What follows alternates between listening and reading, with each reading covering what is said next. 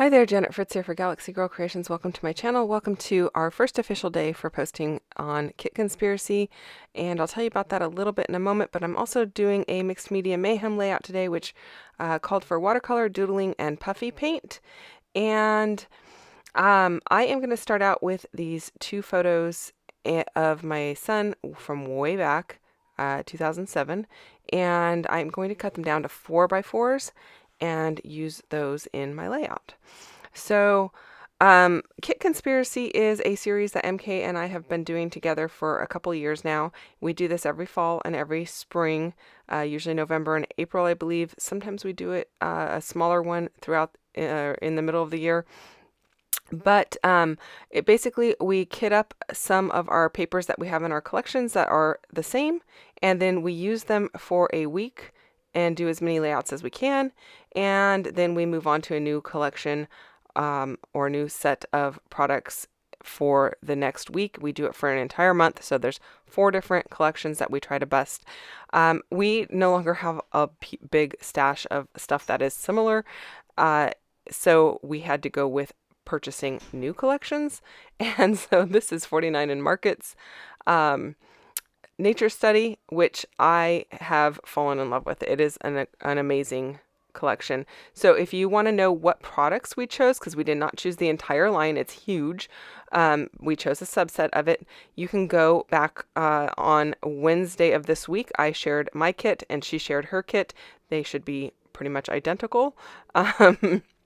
And so they should be identical. So you can go back and watch either one of those and see what all of the products are. You can also go join us at our Facebook group for Kit Conspiracy. It is Kit Conspiracy with MK and Janet. That is the name of the group. And there are postings of what the kits include for the month, so that if you want to go and build your own kit, you can. We did pre-sell kits. They are no longer available, but you can go and grab your own supplies and play along. And it doesn't even actually have to be the same products. You can pick whatever products you want, but we're just building a kit and using it for an entire week as much as we can. So I have a whole set of photos of my friend's son's birthday. It was my kids and her kids were friends, and they did a survivor camping birthday, girls against boys. And so this is one of the set of photos, even though this just shows my son. My son is a couple years younger than the child whose birthday it was. So my son and one of the other siblings, who was a couple years older, were the judges. So that was a great way to include them, and they had a lot of fun. And actually my son and the boy whose birthday it is are really good friends now, and they actually have been friends for years. So anyway, I am starting out with this plaid paper, which I really loved. I love both of these plaids, and I decided to use the packaging of the darker one because I wanted to save that darker one in a full sheet for a different layout. So I went straight to the packaging and decided to rip that up and use that in my layout.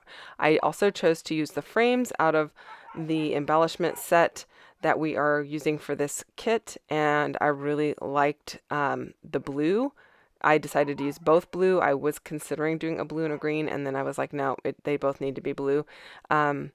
I was originally going to put them both in the middle together, and then they would have made more sense having them 2 different colors, but because they're separate on each side of the layout, having them be the same color just made a little bit more sense to me.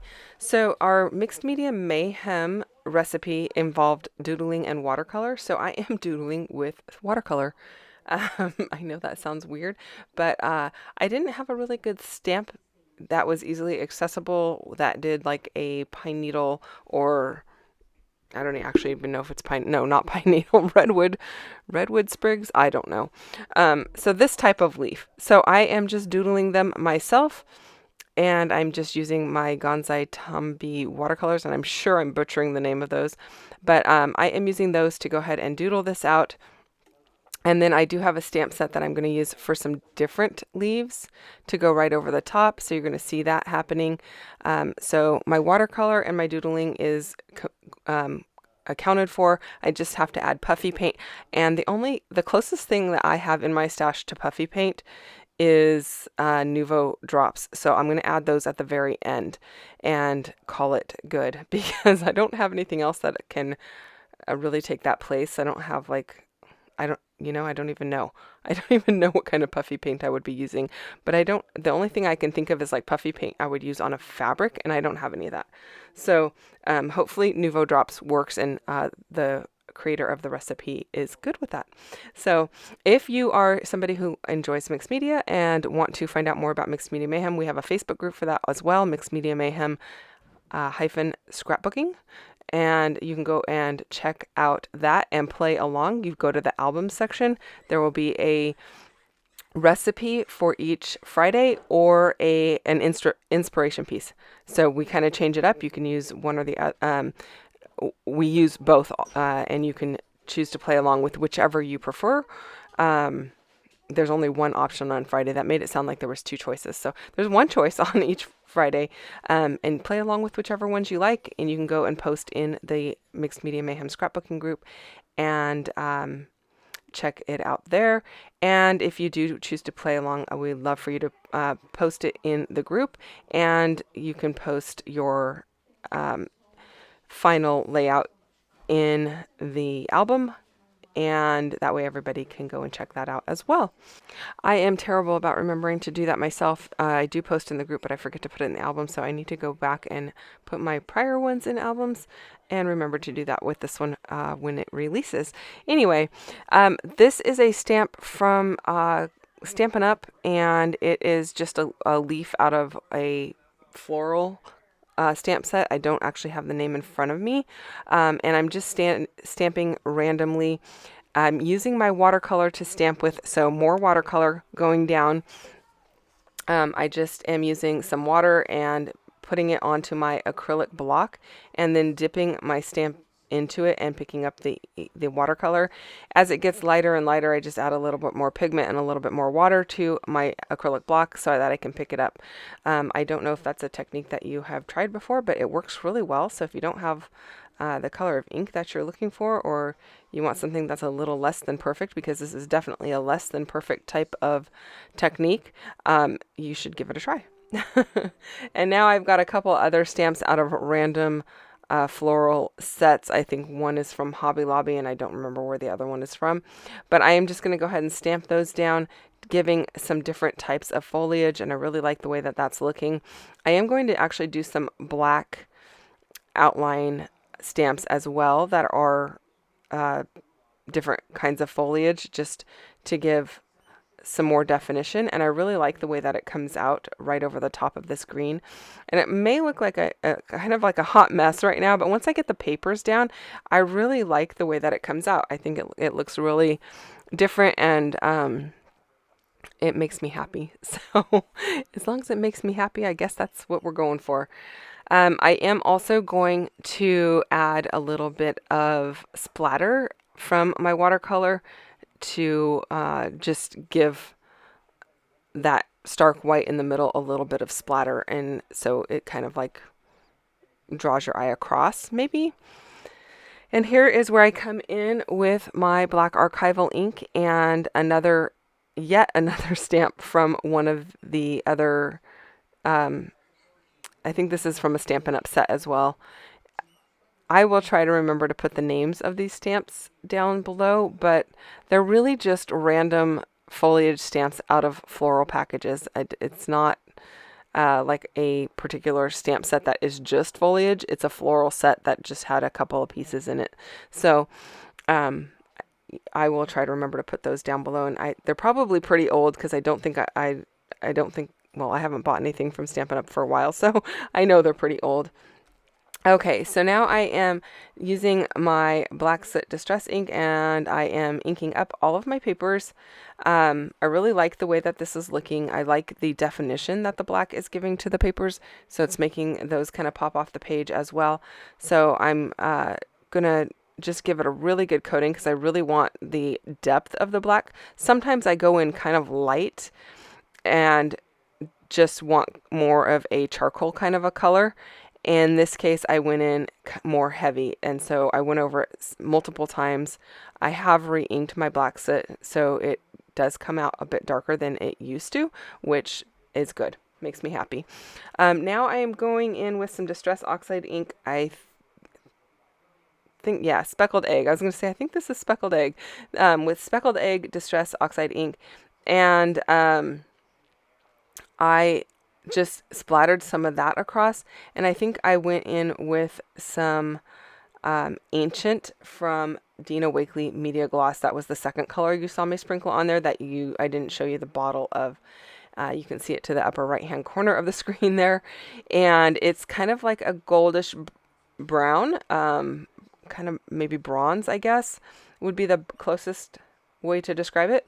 And I really like it because it kind of mirrors the brown in the big tree trunk that my son is hanging on to. Now, these two pieces that I'm going to use or actually it's one piece. I'm just going to use the blue one. These are from the Spectrum Sherbert collection, I believe. So in Kit Conspiracy, we do allow ourselves to bring in additional embellishments that are like not a whole embellishment pack, but a one-off here or there. Or if you've got some wood veneer or acrylic that you want to bring in, you can bring that in. We also allow ourselves to bring in white paper, black paper, and anything from your scrap bin. Not full sheets, just scraps, unless it's white or black. I think we get craft and cream and are okay as well, just like those neutrals. So that's kind of like the allowance that we kind of give ourselves. We really try to use the papers that are in the collection,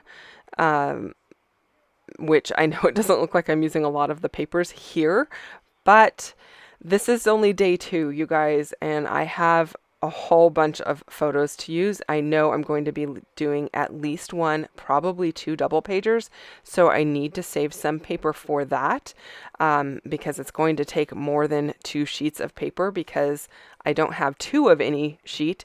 So I need to kind of mix and match my papers. So hopefully that makes sense. In the end, I think I pretty much use every sheet of paper that is in this collection. That's just a little spoiler alert.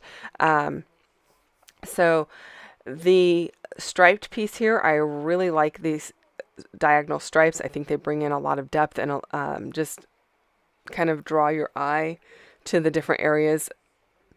And so I'm inking those up with some walnut stain. So I decided to go with some browns, the brown on the brown, and I think that looks good. And then I did go over it also with some, did I go over it with black? I think I did brown and then I did a little black on top of that, but maybe not. It might just be the brown.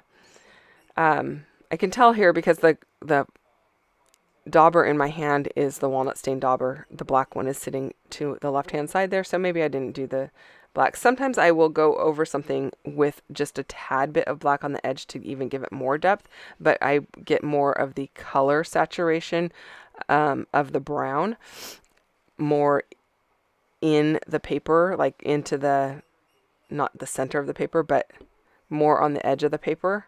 I don't even know if that makes sense, but I want it to have that brown look, and sometimes I just tap a little black off, but I guess in this case I didn't. It's been a few days since I did this layout, you guys, and I can't even remember that far back. I know, I'm a nut. Okay, so now I've got these foliage pieces. These are from the laser cut elements, and I am cutting them apart because I know I want to spread them out. I think it came with a very limited amount of the foliage, and so I need to kind of dismantle it or to make it go across my layout, and I really like the way that these end up looking. So don't be afraid to cut your embellishments apart to make them work for you, you guys. You can, like the brown piece, the brown diagonal piece there is cut into 4 pieces. It was all one piece. It cut it into 4 to make it stretch across 2 different photos on 2 opposing sides of the layout, and it works fine. Nobody's ever going to know. Okay, I added the the nest of eggs. I think that looks really cute. And the little signpost peeking out of it, I think that looks really cute as well. And so I thought I'd add those just to give some softness to the layout. I mean, it definitely has a really good amount of organic looking elements to it with all of those leaves. And I know it looked like there were a lot of leaves that I stamped on there and it would look like it was overdone. But now that I've added the photos and the papers, it does not, at least not to me.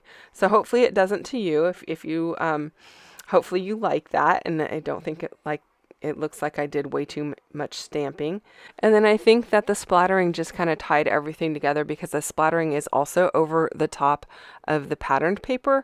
And I brought in more of the blue by using that speckled egg distress oxide spray and tapping some of that off. And that plaid on the all the way on the outside, actually both of the plaids have that blue in it. So I think that looks really pretty.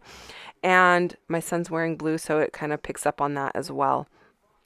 So I'm working on my embellishment cluster over on the upper right hand side, pulling in a chipboard piece. We do have the chipboard pack available to us in this collection. I really like these little hanging signposts, and so I'm using one of those at the bottom of the top photo there.